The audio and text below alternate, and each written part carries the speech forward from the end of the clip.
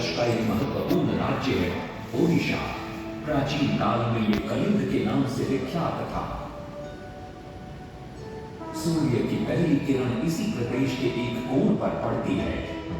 इसी स्थान पर कभी संसार का सबसे भव्य और विशाल सूर्य मंदिर बनवाया गया था। तुम कलिंग की पहचान हो, देखो इतिहास का स्वाभिमान हो, देखो कलाकृति के मुख्य द्वार मंदिर में, कला शास्त्र की दिव्य झलक पत्थर में, विश्व गुरु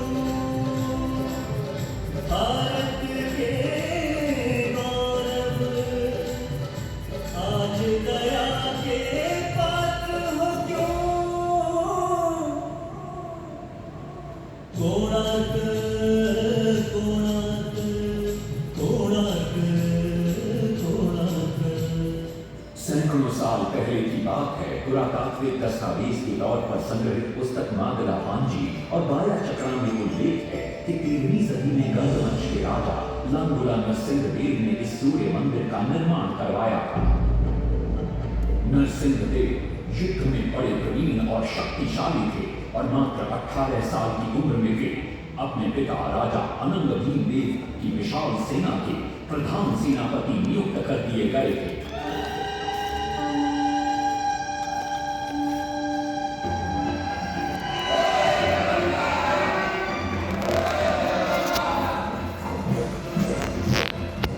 सेनापति बनने के बाद नरसिंहदेव ने अपने कुशल नेतृत्व से दक्षिण के कई आक्रमणकारी राजाओं को युद्ध में हराया।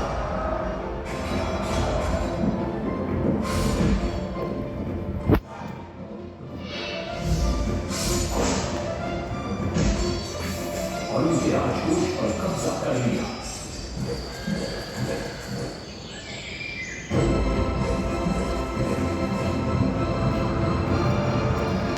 तत्पश्चात उन्होंने विजय किया, जिसे आज हम वारंगल के नाम से जानते हैं।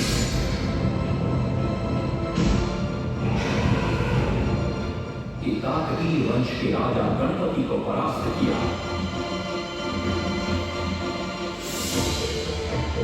और उनके राजकोष पर भी कब्जा कर लिया। 3 वर्षों तक निरंतर युद्ध के पश्चात जब वे बहुत सारी धन संपदा लेकर कलिंग लौटे तो राजमहल में उनका भव्य स्वागत हुआ।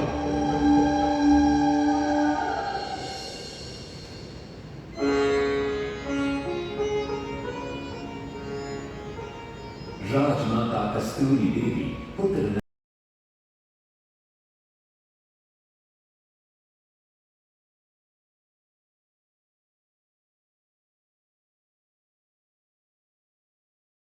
बनवाया है। मैं चाहती हूँ कि तुम पद्म क्षेत्र कोणार्क में उससे भी भव्य और विशाल सूर्य मंदिर बनवाओ। किंतु नरसिंहदेव माता से प्रतिप्रश्न करते हैं, सूर्य मंदिर ही क्यों, और वो भी कोणार्क में? तब राजमाता कस्तूरी देवी बतलाती है, द्वापर युग में भगवान श्री कृष्ण के पुत्र सांब बड़े ही सुंदर और सुकुमार थे। वो नारद मुनि को चिढ़ाया करते थे। एक दिन नारद मुनि ने सांब को सबक सिखाने की योजना बनाई और उन्होंने सांब की सुंदरता की प्रशंसा कर उन्हें गोपियों के साथ जल क्रीड़ा करने को उकसाया। वहीं दूसरी तरफ भगवान श्री कृष्ण को जाकर कह दिया कि सांब अपनी मां समान गोपियों के साथ जल क्रीड़ा कर रहा है। श्री कृष्ण इस बात से बहुत क्रोधित हो जाते हैं और वे सांब को श्राप दे देते हैं, जिस सुंदरता का तुम्हें अभिमान है वो तत्क्षण नष्ट हो जा। सांब को घोर हो जाता है। जब सांब राजमहल लौटते हैं और मां जामदेवी को ये पता चलता है कि पिता श्री कृष्ण के श्राप की वजह से सांब की ये अवस्था हुई, तो सारी रानियां क्रोधित हो जाती हैं। नारद जी को बुलाया जाता है। वे रोग मुक्ति का उपाय बतलाते हैं। वे कहते हैं, सूर्य की पहली किरण उग्र देश के एक कोण पर पड़ती है जिसका नाम कोणार्क है। शाम को वहीं जाकर सूर्य की आराधना करनी होगी।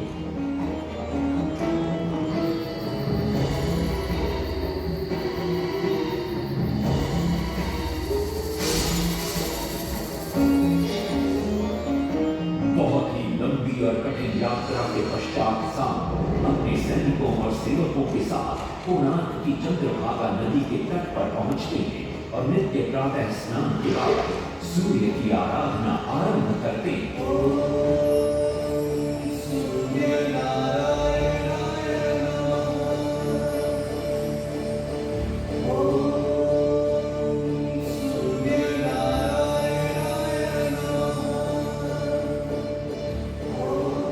अन्न जल त्याग कर 12 साल की कठिन तपस्या के बाद सूर्यदेव प्रसन्न होकर प्रकट होते हैं और शाम को रोग मुक्त होने का वरदान देते हैं। पुत्र, आज रात्रि के चतुर्थ प्रहर में स्नान करते समय नदी के तल में तुम्हें एक वस्तु मिलेगी, वो मेरा ही प्रतिरूप होगी। उसका स्पर्श पाते ही तुम इस कोढ़ रोग से मुक्त हो जाओगे। स्नान के पश्चात शाम जब नदी से बाहर आते हैं तो वो रोग मुक्त हो चुके होते हैं। उनके हाथ में एक छोटा सा पत्थर उनके सुंदर और सुकुमार शरीर को देखकर सारे अनुचर और सिपाही प्रसन्न होते हैं। शाम उस पत्थर को वहीं स्थापित कर एक छोटा सा मंदिर बनवाते हैं। लेकिन जब उन्हें ज्ञात होता है कि सूर्य पूजा का विधि विधान यहाँ किसी को पता नहीं है तो वे चिंतित हो जाते हैं। वे ध्यान में बैठते हैं। सूर्यदेव पुनः प्रकट होते हैं और शाम के पूछने पर बतलाते हैं कि दूर पश्चिम में साक्य देश के मादा ब्राह्मण पूजा की विधि विधान जानते हैं। शाम साक्य देश की ओर निकल पड़ते हैं, जो आज का ईरान है। महीनों की लंबी यात्रा के बाद शाम 18 मादा ब्राह्मण परिवारों को साथ लेकर कोणार्क लौटते हैं और सूर्य मंदिर में पूजा शुरू हो जाती है। राजमाता कस्तूरी देवी नरसिंह देव को बतलाती है कि विवाह के कई वर्षों बाद तक जब हम निसंतान थे, मैंने भी उस सूर्य मंदिर में पूजा अर्चना की और तुम पुत्र रूप में मुझे प्राप्त हुए। माता की बात सुनकर नरसिंह देव मां को कोणार्क में संसार का सबसे भव्य और विशाल मंदिर बनाने का वचन देते। सदाशिव सामंतराय महापात्र, जो शिवई सांतरा के नाम से लोकप्रिय थे, वे अपने सहयोगी बीसू महाराणा के साथ मंदिर का प्रतिरूप बनाते और नरसिंह देव के समक्ष प्रस्तुत करते। नरसिंह देव मंदिर का प्रतिरूप देखकर अभिभूत हो जाते हैं और शीघ्र मंदिर निर्माण कार्य आरंभ करने का आदेश देते हैं। दूर से बड़े बड़े पत्थर लाए गए, जितने पत्थर डाले गए सारे टूट गए। आपने को डाला उसमें डाले गए, नहीं पता डाला सारे टूट गए। सिर्फ इंसान तेरा हुए परेशान, इस विधि मंदिर बने। सिर्फ इंसान तेरा हुए परेशान, इस विधि मंदिर बने। एक दिन वे चिंतामग्न कोणार्क लौट रहे थे, तभी उन्हें प्यास महसूस हुई। उन्हें पास ही में एक कुटिया दिखाई पड़ती है, जहाँ एक बूढ़ी औरत से उनकी भेंट होती है। शिवई सांतरा पानी मांगते हैं। बूढ़ी औरत पानी के साथ गरम गरम भोजन भी लेकर आती है। वे थाली के बीच में हाथ डालते हैं, जिससे उनका हाथ जल जाता है। तब वो बूढ़ी औरत मुस्कुराकर कहती है, तुम तो शिवई सांतरा की तरह बीच से भोजन उठाकर खा रहे हो। ये सुनकर शिवई सांतरा को अपनी भूल का एहसास होता है। माता रामचंद्र ने उपाय सुझाया, समझे सिर्फ सांतरा।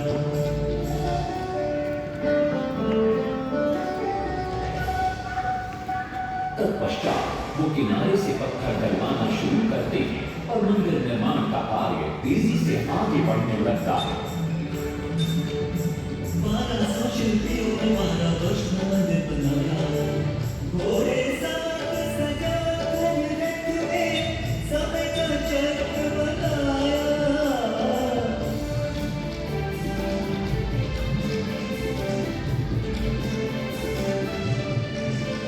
दूसरी तरफ कलिंग के उत्तर के राज्यों के नवाबों के बार बार राज्य पर आक्रमण हो रहे थे। इन आक्रमणों से क्रोधित होकर नरसिंह देव अपनी विशाल सेना को लेकर युद्ध के लिए निकल पड़े।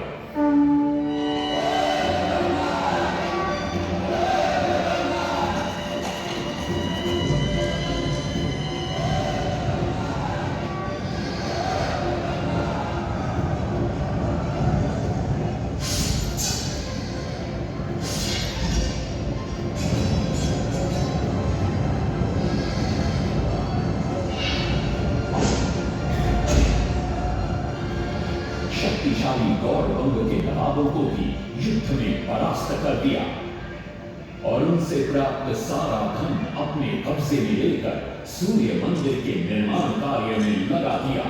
1200 कारीगरों के अथक प्रयास से 12 साल बाद विशाल और भव्य सूर्य मंदिर बनकर तैयार हुआ। उस समय के लोगों में वास्तुशास्त्र, ज्योतिष शास्त्र और खगोल शास्त्र का जो ज्ञान था, उसे देखकर आज के बड़े बड़े वैज्ञानिक भी आश्चर्यचकित रह जाते हैं। कई प्रयासों के बाद भी मंदिर के गुंबद पर कलश स्थापित नहीं हो पा रहा था। क्रोधित नरसिंहदेव ने आदेश दिया कि कल प्रातः काल तक यदि कलश स्थापित नहीं हुआ तो सबके सर धड़ से अलग कर दिए जाएंगे। सभी शिल्पकार घोर चिंता में डूब जाते हैं।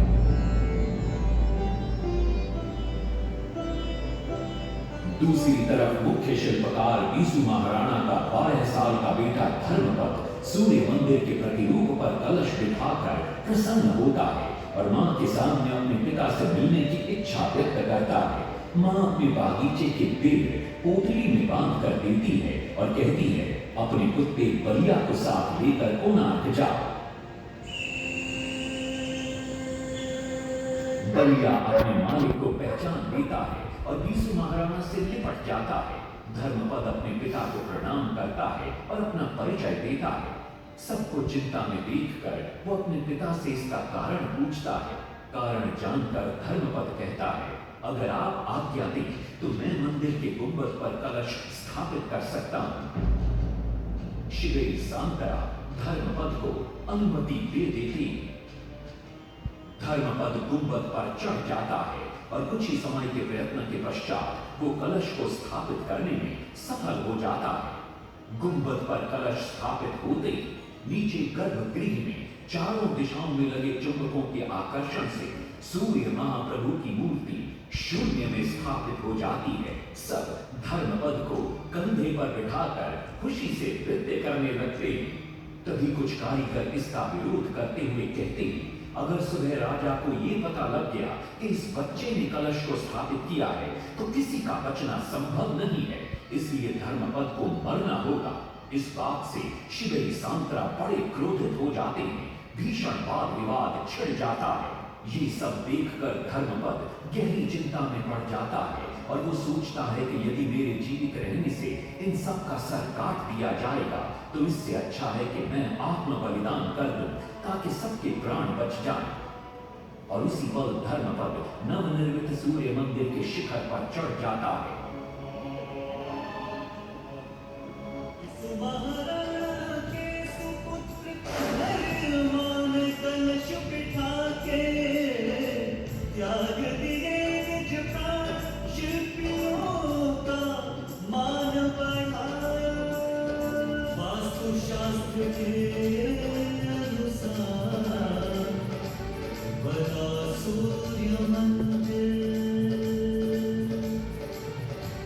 सूर्य उत्तरायण हो या दक्षिणायन हो, सूर्य उदय की आज भी पहले किरण पड़ती प्रभु के ऊपर।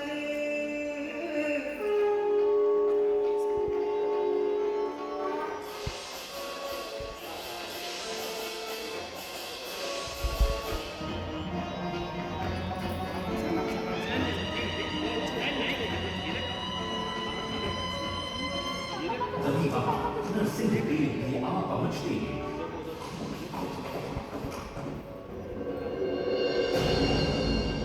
और सूर्य महाप्रभु को शून्य में स्थापित देख वे भी आनंद से भर जाते हैं और शिवई सांतरा की भूरी भूरी प्रशंसा करते हैं। वो ये भी घोषणा करते हैं कि माघ शुक्ल पक्ष की सप्तमी को मंदिर की प्राण प्रतिष्ठा की जाएगी। लेकिन शिवई सांतरा कहते हैं, राजन, तिथि तो अच्छी, लेकिन मंदिर की प्राण प्रतिष्ठा के लिए ये शुभ नहीं है। किंतु राजा अपनी बात पर अड़ जाते हैं। शिवई सांतरा को दुख होता है और कोई वाद विवाद किए बिना वे हमेशा के लिए वहां से चले जाते हैं।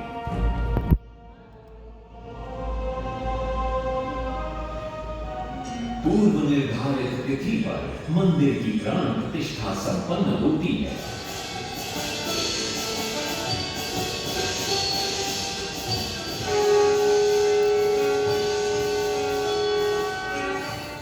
लेकिन कुछ दिनों बाद अमंगल होना शुरू हो जाता है। सबसे पहले विराट सिंह की मूर्ति नीचे आ गिरती है। तत्पश्चात मंदिर की शिलाओं का गिरना भी शुरू हो जाता है। नरसिंहदेव को अब समझ में आता है कि शिवई सांतरा का कहना सही था, लेकिन देर हो चुकी थी। बहुत साल बाद मंदिर के आसपास जंगल उगा और ये मंदिर घने जंगलों के बीच छुप गया। जब अंग्रेजों ने जंगल के बीच इस मंदिर को देखा तो उन्होंने इसका पुनरुद्धार किया। आज आप उसी विशाल मंदिर के भग्नावशेष देख रहे हैं। ये है इस प्रसिद्ध मंदिर की कथा।